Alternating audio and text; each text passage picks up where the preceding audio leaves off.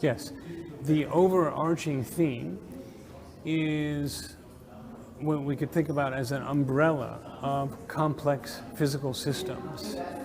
Of course, when we look out in nature, there are plenty of complex physical systems, but what emerged from the committee's work was the duality between the study of Earth's climate, which is complex on scales from millimeters to the size of the planet, and Giorgio Parisi's work, on the other hand, which actually does come back to climate, as he mentioned in the press conference, but he's building from the disorder and fluctuations of complex systems at their microscopic constituents and predicting the behavior, whereas the work of Shukuro Manabe is taking the components of individual processes and knitting them together to predict the behavior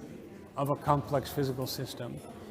And Klaus Hasselmann sees both the value of the microscopic understanding and the implication of the macroscopic climate problem.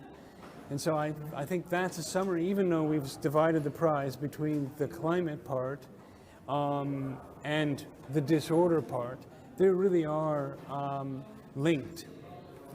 And how would you explain this prize to a child like 10 years old? Right, so I would focus on the process of the greenhouse effect.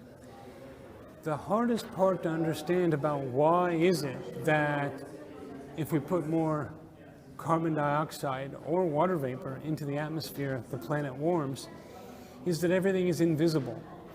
We don't see infrared radiation, but we can think about the way in which the atmosphere interacts with infrared radiation, just like when you're driving down the road in a car, and your headlights on a clear night go as far as you can see them, whereas if there's fog, you see that the fog is absorbing the visible light. And it's that which is important for the greenhouse effect in the infrared. It's just an analogy, but the light is absorbed and some of it bounces back to you. That's a little bit like what's happening in the greenhouse effect that has taken from 1824 until 1967 to really understand quantitatively. The work of Giorgio Parisi looks inside of glass. You can see through glass, and yet when it was made, it was flowing. It was hot and flowing like a liquid. When it's on the window, it's solid. So why is that? And the reason that is that it's made of both components in a different way than normal solids are. And everything is a complex system.